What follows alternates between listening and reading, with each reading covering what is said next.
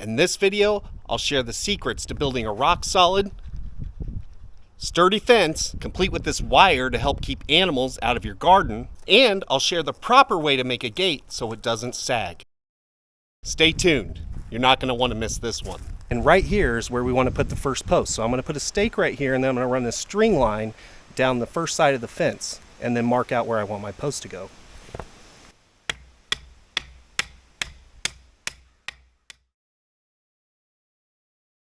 I have my first string line laid out parallel with the house. Now I'm going to mark out where I want each post. Now my fence rails are going to be 8 feet long, but I don't want to make my post 8 feet apart because there'll be a little bit of an overlap on that 4x4 post. So I want to be able to cut these exactly to the length I need them and have a little wiggle room for air. So I'm going to put my post at about 88 inches apart. So I've got my wife Carrie here, and she had a brilliant idea. So when we first measured all this out, we were going to do 2 posts at 8 foot and one at about 3 or 4, and they were a little bit under 8 foot. And when we started measuring, she's like, why not just measure the total length and divide it up into 3 equal sections so it all looks nice and even and you don't have this weird short section of post in the corner. So that's what we did. We decided to put the post 6 feet apart. Thank you. And it'll make it all even sections, which I think is going to look a lot nicer. So now we're going to get to digging these holes. Marking paint.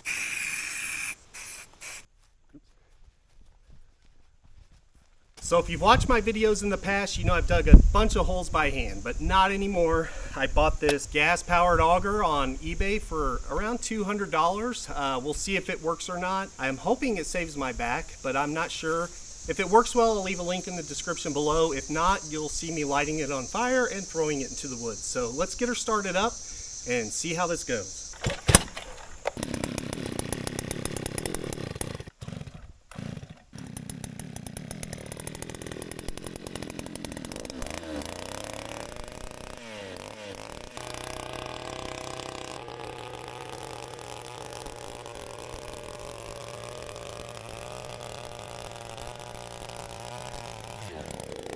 So my initial assessment of this guy is it probably saved me at least an hour of back-breaking digging holes by hand. However, if you have a bunch of roots or really rocky soil, it's gonna throw you around a little bit. Where I'm at, the soil is actually pretty soft. It's a lot of backfill from when we built our house, so it's not super compacted and it's not got a lot of debris in it. If you just need to drill a bunch of holes, this thing is actually doing very good. So I would recommend it for smaller jobs. So far, so good.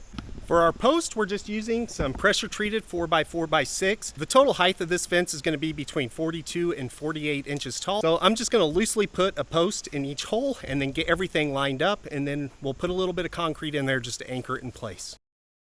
And you'll notice this post behind me, this is actually a 4x4x8 instead of a 6. This is where our gate is going to attach to, so I actually made that hole quite a bit deeper, and I'm going to put extra concrete in that hole so that when we put the gate on and attach the hinges, it'll be nice and solid. So we have this first post braced up with some scrap wood. We made sure it's plumb and straight in all directions. Next, we're going to mix up some concrete, a 60-pound bag, and dump it in that hole. And then once that cures, we'll be able to pull our string line off the edge of this post for all the posts on this side of the fence, and then set the rest of our post with concrete. Now, for the rest of these posts, we're basically just going to do a dry pour. I'm going to line everything up with the string, make sure it's about 1/8 inch away from the string when it's level, and then we'll put the concrete in there and spray it down with some water. I'm not going to bother mixing these. It's just a little 4-foot fence, so it should be fine. Whoa. This next post is the one that I dug a little bit deeper. I'm going to put an 80-pound bag of concrete, and this is an 8-foot post because this is where we'll attach our gate hinges to, and I just want this to be a little bit more solid. Still going to dry pour this, putting a little bit of dry concrete in the hole, wetting it down, packing it in, putting more concrete in the hole, wetting it down, packing it in as I go. That should hold just fine. It's a little hard to see because the elephant ears are in the way, but we've got all our posts along this first part set in place. And this is going to be the corner where it's going to turn and go down that hill. So now that this one is solid and secure, I can put a string line on this and then pull my string down there, mark my post, drill the hole, set the post, and just keep working around. Got all our posts set in place. We put them all the way that way, all the way down the hill down there, if you can see, across the back of the yard, and then all the way up the side of the house here. We are also going to put a gate right there so that we can access that air conditioning unit if we need to. The next thing we need to do is put up our fence rails. So I'm going to start on this front row of fence right here. And what I'm going to do is I'm going to mark the end pole on each side, on that side and the pole over there on that corner at 48 inches at the very top. Now the reason I'm doing this is because I want the top of my fence to be perfectly straight. So even though this fence is going to slant down a little bit, the top of the fence will be perfectly straight. And then I'll run a string line all the way across the top of this fence. That is where I'll put the top of my first row of fence rails. And you want to make sure this string line is super tight because this is over 20 foot long and string will sag a little bit in the middle if you don't pull it super tight. So you almost want to try to break the string, it's so tight. The next thing I did is clamp my board in place where I want it. This is about a 1/16 of an inch below the string line. What you don't want to do is bump it up against the string line and move that string line up, because then the rest of your top rail will be off. So you want it just below by about a 1/16 of an inch so you can see a little daylight between your string and your board to make sure that everything stays straight and you're not bumping your string line. Now I can mark my lines where I need to make my cuts and then we'll get this nailed in place. This first line's pretty easy because this is where the gate's going to be, so I can literally just scribe it against the back of this pole. You'll notice on this second cut, since we're working on a slant, I can't just cut a 90-degree angle here. I need to make sure that this ends up in the center of my post. So all I'm going to do is measure over 1 3/4 inch because these are 3.5 inch thick posts on the top and the bottom. I'll connect those lines and make my cut there. It's going to be a great fit. And to attach those rails, I'm going to use 2.5 inch nails. These are spiral nails, so they won't come out. They'll grip really good. They're galvanized and they're rated for pressure treated lumber. I'm going to start with 2 in each one. I'll probably end up putting a third one in each one and then show you how I do the next rail. Now to start the cut for my second rail, I don't need to know what this angle is. I'm just going to use my offcut for my last piece and scribe the end of the board and make my first cut. Then I can put it up there next to this cut and figure out where I need to cut it on the other side and mark that angle out. Save your offcut from each piece and you won't have to guess what that angle is if you're working on a slope. You can see how that lines up pretty good. Now we just need to go to this other side, mark the middle of our post on the top and the bottom, score a line, make our cut, and then we can attach this board. And then we're going to save that offcut so we have the angle for our next piece. One last thing to note, this is the corner piece. I'm going to let it hang over the thickness so that it'll cover the end of the board on the next row that goes that way. I'm just going to use a scrap piece of cutoff to mark my line. I'm going to put it up against this 4x4 post. That way I'll get the thickness of one board so that it will overhang on this edge and you won't see the end grain there when it's all done. One other thing you'll notice is my joints aren't necessarily perfect. These boards are different widths, so there's a little bit of like an 1/8 inch difference here between these boards. My nails aren't necessarily lined up, and I'm okay with that. And that's because later on in the video, I'm going to show you a finishing detail that's going to hide all this and help cover some of the variances in the boards, and also allow us to put a metal fencing in here to keep smaller animals out, and it'll help hold that in place as well. Now, instead of jumping to the second rail, I'm actually going to jump down to the bottom rail. What this is going to allow me to do is put the bottom rail exactly where I want it. Then I can divide whatever's left and put the third row right down the middle. But that way I know that I have my top and bottom perfectly parallel before I put my center in. Now to do this, you want to take your measurement from the top of your top rail because we know that is exactly at 48 inches all the way across. So for me, I think I'm going to go with 32 inches for the top of my bottom rail. I'll just put a mark on the bottom of this post and the post on the other end, put a string line between it, and repeat the same process that we just did for the top rail to put in the bottom rail. Okay, the bottom rail's in, now I can start with the middle. What I'm gonna do is just measure between my post. I marked my center point, measured up 2 3/4, which is half of one of my boards.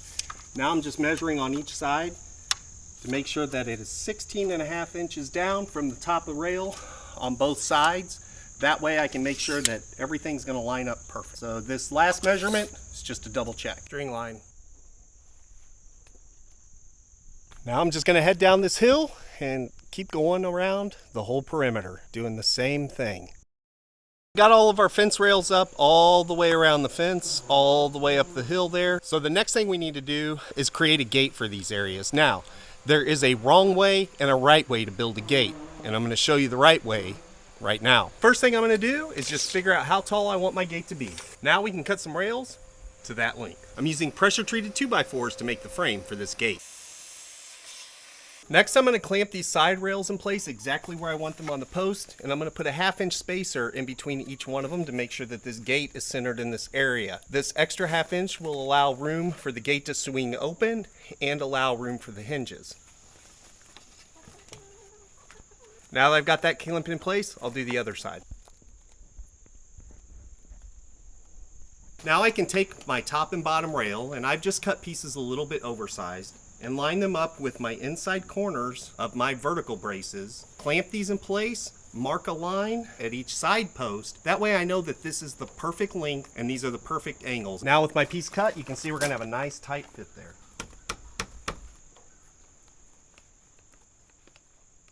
And you can see I haven't even screwed this together or taken the time to fasten it. I took all the clamps off and it's actually holding itself in place. So that's the kind of fit you want. Now we're gonna screw this thing together. I'm gonna secure each corner with one 6-inch structural screw. So that'll go from the outside in to each corner.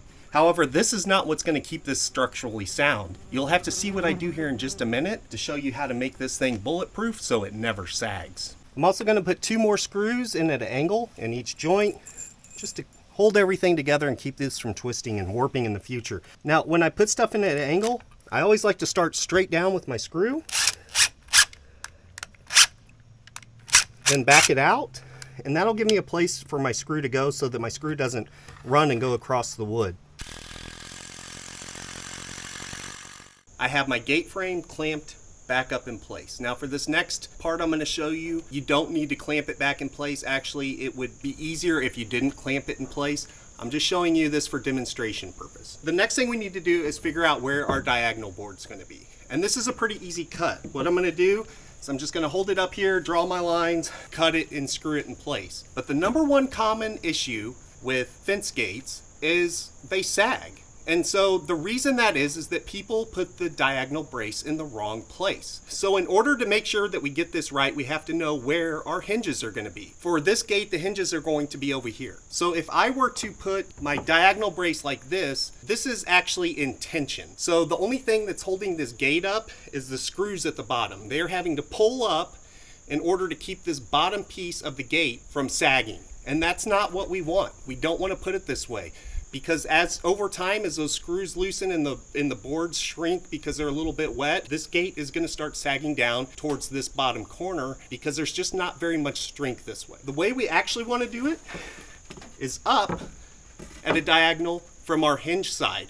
What this does is it puts everything in compression, so everything is actually pushing down on this corner of the gate to that corner of the gate on our hinge side. So by putting our board in the right way, this will prevent sagging. In fact, just having this board here, I could barely screw this frame together and this gate would be rock solid. So it's not the fasteners that's holding this gate up, it's actually a full 2x4. Make my marks, make my cuts, and then I'll just screw this in place.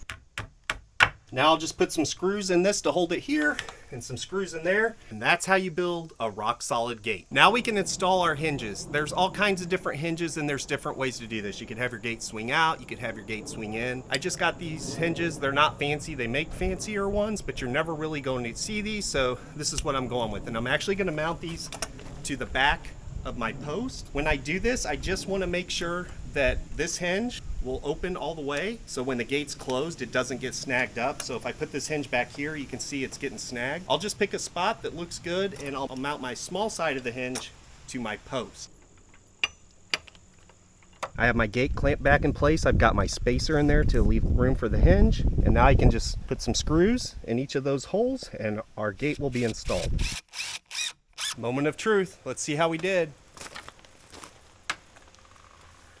Opens all the way up and it closes. Now I'll just install some of our fence boards across here. That will add some additional bracing to this whole fence and make it even stronger than it is today. As you can see, this thing is rock solid. It's never going to sag, it's never going to bend, and it'll be here for quite a long time. So I've got a couple of clamps over here just to kind of hold my gate stable a little bit. Those don't have a lot of pressure on them. I don't want to pull this out of square. And then I just cut my rails to length, clamped them roughly in place, used my straight edge to make sure that they're in line with the top on both sides. Now I'll just take some more of our spiral nails and I'll just nail these in place. This will add some additional bracing plus have a nice continual flow of the fence. Still need to put on a latch. All right, I got my latch installed. Now, since I decided to mount this gate on the back side so that it would open into the area, I did have to install my latch on the back of the gate. Let me show you what this looks like from the other side. So when I shut the gate, it's basically like a deadbolt and it locks in place. What I like about this is when the gates open, there's other hardware that have a little peg that comes off of here and it's always sticking out in the way and it automatically shuts. But with this one, I can just lock it into place. And then when I open my gate, there's nothing in the way. Let me know in the comments down below what you think about this. Would you do it this way? Is there another latch I should be using? Let me know if there's something else that I should be doing here. I think this is going to work perfectly good for my application, but I want to hear your thoughts too. All right, now that the gates are built, we need to address these seams at each post. Now these don't look horrible, but I'm also going to add some wire mesh fencing. This is 1/2 inch by 1/2 inch galvanized plastic coated wire fencing. We're going to lay this on the outside of the fencing, tack it in place with a few staples, and then I'm going to take some 1x4s and put it over each seam, not only to cover that seam, but to help hold this fencing in place, give this whole fence a nice finished look. They actually send gloves and a pair of wire snippers with this kit, which is really nice, but I recommend using some legit 10 snippers to cut this. It'll make your life easier, and it'll just go so much faster.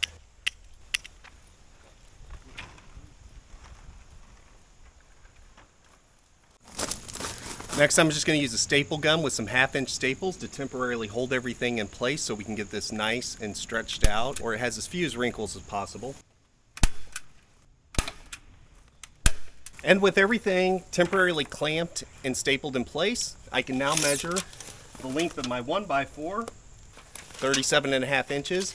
So I'll cut a 1x4 to that length, and then we'll nail it to this post. It'll cover the end of each rail, and then any seams that we have in the rails, and it will help hold this fence in place for a long time. Now I want the top of each of these to have a slight bevel so that any rain that hits it is more likely to wash off, and it'll give it a little bit cleaner look. So I've set my saw here, I think, to a random degree. I don't even know what it is, just so it has a nice bevel on the top. And with my cover piece lined up with my post, I can just put a couple of nails everywhere it meets a fence rail, and that will hold this fencing in place, cover any gaps or seams in our rails. You can see how that bevel on the top just gives it a finished look, and it will help water wash away from the top of that board.